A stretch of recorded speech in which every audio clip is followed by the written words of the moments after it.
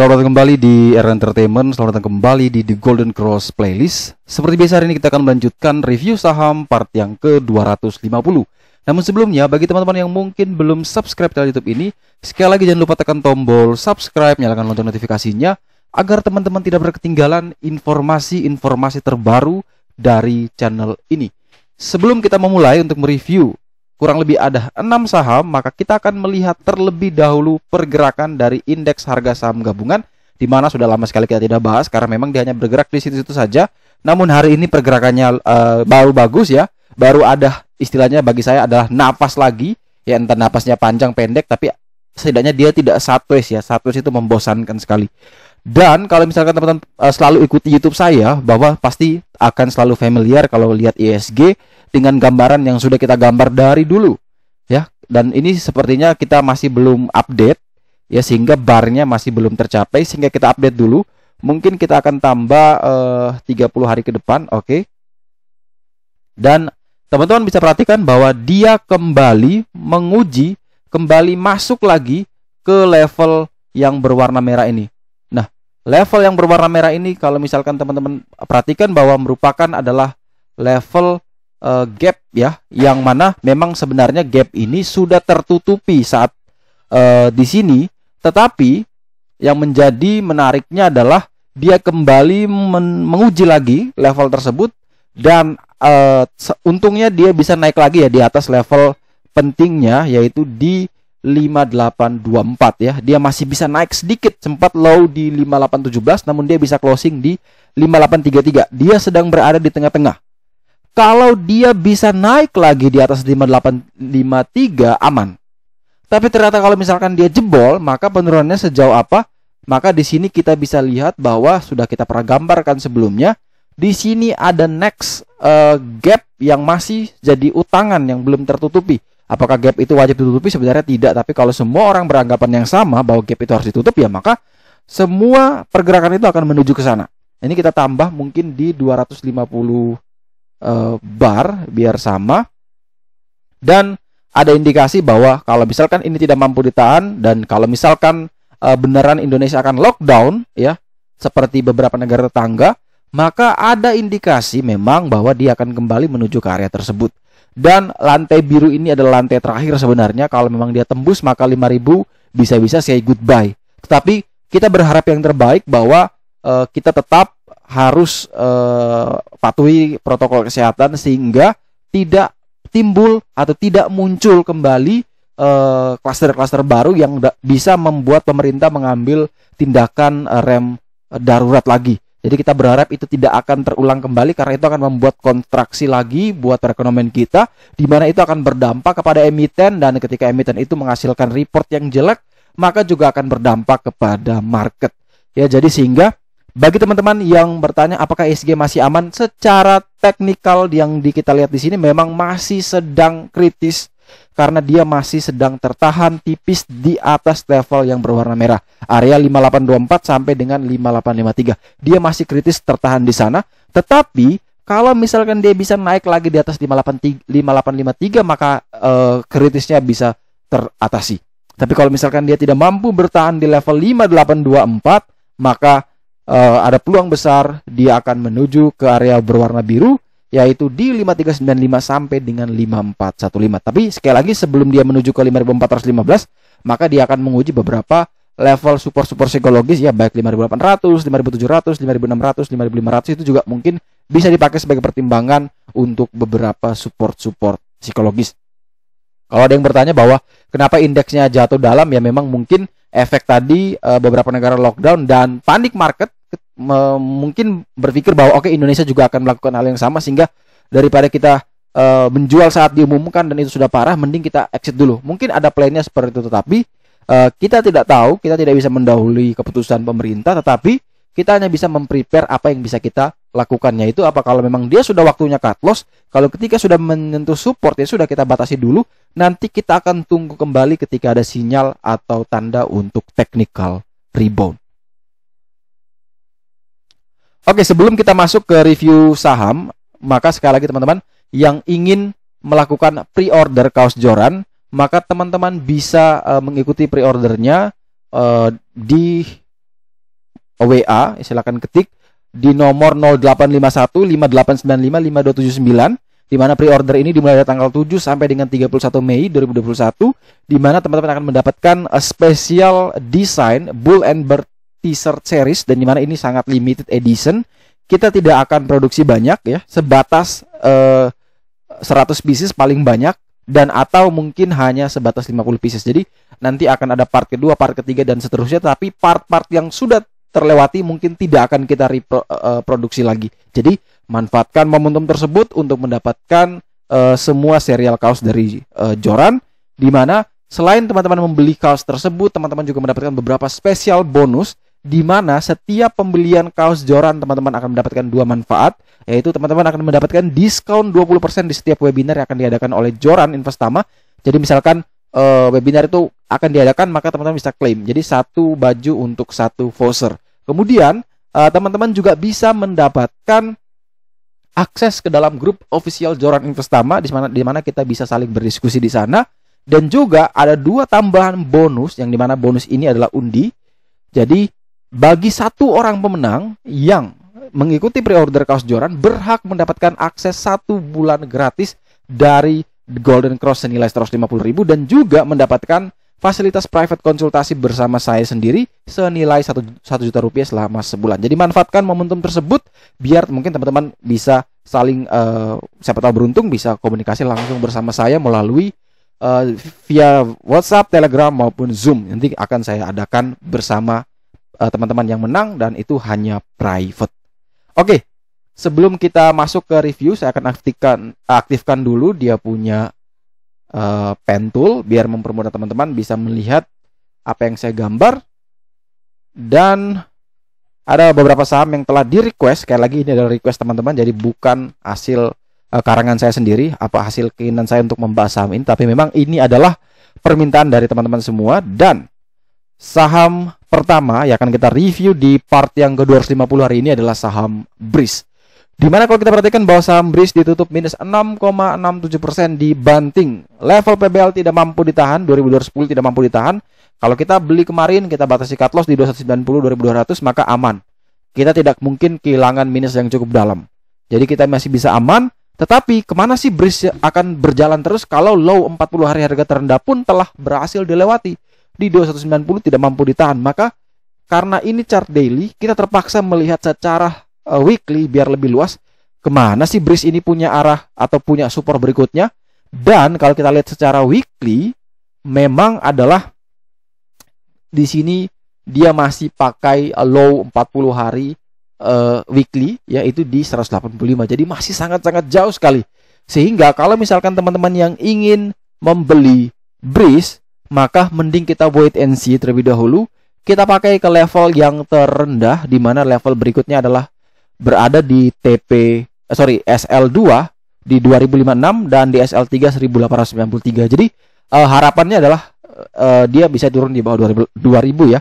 Karena sudah saya katakan di video Breeze sebelum-sebelumnya bahwa saya akan masuk Breeze kalau misalkan dia bisa turun lagi di bawah 2000 ya. Itu menarik sekali karena dia masih menyimpan beberapa rencana, beberapa skenario, yaitu salah satunya adalah corporate action mengenai right issue, di mana dia punya kepemilikan saham beredar yang di masyarakat itu masih belum mencapai batas free float 7,5%.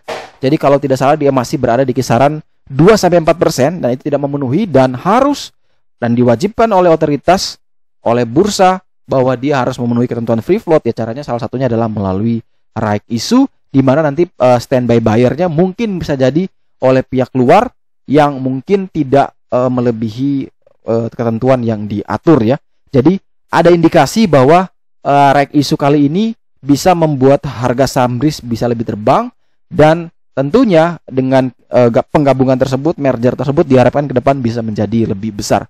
Jadi manfaatkan momentum ketika yang mau investasi, maka seharusnya melihat semua situasi ini menjadi peluang. Market itu panik karena apa? Karena mereka takut akan terjadi. Jadi belum terjadi mereka sudah takut, mereka sudah latah, panik.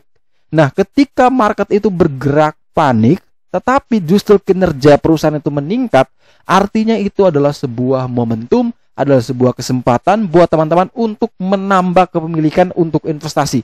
Apalagi perusahaan-perusahaan yang selalu membagikan dividen setiap tahunnya dan nilainya juga selalu besar. Jadi itu adalah momentum. Ini adalah kesempatan untuk terus menambah muatan ketika teman-teman merasa bahwa oh, perusahaan ini bagus. Ketika pandemi sekalipun dia masih mencetak laba, apalagi ketika dia tidak pandemi. Nah, inilah mindset yang harus teman-teman tanamkan, bahwa ketika kita menjadi seorang investor, maka kita harus melihat bahwa penurunan inilah sebagai peluang untuk kita menambah muatan, karena dengan nilai yang sama kita bisa dapatkan lot yang lebih banyak.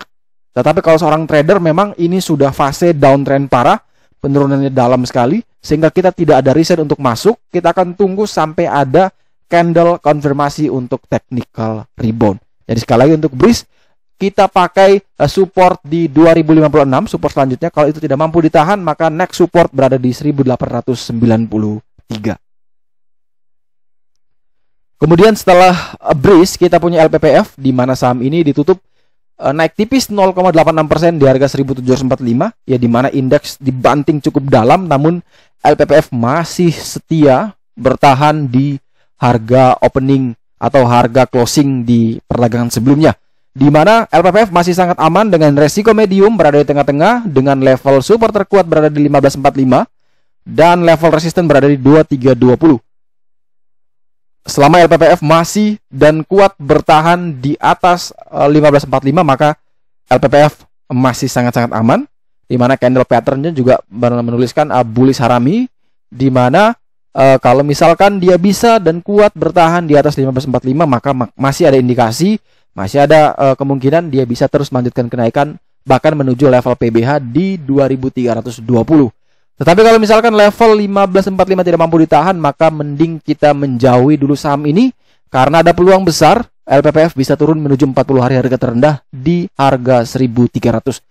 Tetapi Kak, saya masuk di level berapa nih untuk LPPF? Karena jarak dari 1545 sampai dengan 1745 cukup jauh, kurang lebih ada 200 poin. Oke, saran saya di sini terdekat ada yang namanya level white line, semi support di 1660. Atau kalau mau lebih meyakinkan lagi bahwa kalau dia bisa naik, bisa breakout di atas 1786, baru boleh beli. Jadi ada opsi yang bisa teman-teman pilih, entah menunggu di 1660 baru boleh beli dengan cut loss kurang lebih di 3 tick dari 1660, atau tunggu buy on breakout di 1786 dengan target terdekat ke 1840 dan target terjauh ke 2320, dan langsung batasi cut loss 3 tick ketika dia tidak mampu bertahan lagi di atas 1786. Jadi ada dua opsi, bisa buy on breakout 1786 atau tunggu saja di 1660. Atau kalau misalkan lebih jahat lagi, dia open langsung dibanting di bawah 1660, ya mending kita tunggu di dekat 1545. Jadi opsi-opsi itu bisa teman-teman pakai. Saya cuma informasikan ada beberapa support-support, yaitu di 1545, 1588, dan di 1660. Ada 3 support di situ, yang paling kuat memang di 1545, dan juga ada beberapa resisten terdekat di 1786, ada resisten di 1840, resisten gold line, dan terakhir resisten paling kuat yaitu di 2320. Kemudian berikutnya kita punya emiten BBHI, di mana saham ini ditutup minus 6,95% ya di harga 1205, sepertinya auto reject bawah, di mana saham ini sudah bergerak sangat tinggi. BBHI ini saya tahu harganya sangat rendah, mungkin 70-an, tapi namun bisa sampai 1200. Saya juga kaget harganya bisa setinggi ini, dan dia akan naik isu, kata yang komentar, mungkin teman-teman yang tadi komen di YouTube, saya baca bahwa akan naik isu di harga 100. Saya belum tahu harga pastinya ya, itu apakah nilai nominal rek isunya atau harga rek isunya. Kalau itu nilai nominal tidak akan pengaruh ya, karena kita hanya melihat berapa sih harga eksekusi atau harga pasar, harga market yang akan dieksekusi untuk rek isunya. Tapi kalau nilai nominal tidak ada hubungan. Tetapi kalau misalkan benar itu adalah nilai pasar, rek isunya sebesar 100 rupiah, maka ini sebuah tanda paling buruk ya. Tapi saya yakin tidak mungkin ya. Kalau dia ke 100, maka logisnya adalah kita tebus saja harga 100 tersebut, langsung jual di market, auto cuan 1000% nih. Beli 100 jual 1200. Tapi kayaknya tidak mungkin. Sepertinya itu nilai nominal. Jadi kita harus cari informasi lagi berapa sih nilai right isunya yang benar. Jadi bedakan nilai nominal dan nilai atau harga right isunya. Kemudian Kalau kita perhatikan secara teknikal menurut The Golden Cross, memang BBHI ini masih aman. Kenapa masih aman? Karena dia masih berada di atas level support terkuatnya di 1155. Walaupun ini kurang lebih ada 50 poin lagi, dia akan menuju ke sana. Kurang lebih 10 tick ya, dia akan menuju ke level PBL. Kalau misalkan besok auto reject bawah lagi, dibanting lagi dan jebol di bawah 1155, tidak ada alasan untuk kita membeli. Kita wait and see terlebih dahulu. Tetapi kalau misalkan setelah dia jebol di bawah 155, tapi dia bisa naik lagi di atas 155, maka kita boleh pertimbangkan. Boleh pertimbangkan ya. Jadi bisa iya, bisa tidak untuk masuk. Tapi kalau misalkan dia opening, tetapi dia masih bisa bertahan kuat di 1155, ya boleh. Silakan entry 155 sampai dengan 160. Batas cut loss kurang lebih di 1120 sampai dengan 1125. Dan target kenaikan adalah menuju ke 1330 sebagai TP1, dan TP2 adalah menuju ke 1580. Sekali lagi, selama dia masih kuat di atas 1155 maka aman. Tetapi kalau misalkan jebol di bawah itu, berarti tidak ada alasan buat kita untuk membeli saham ini.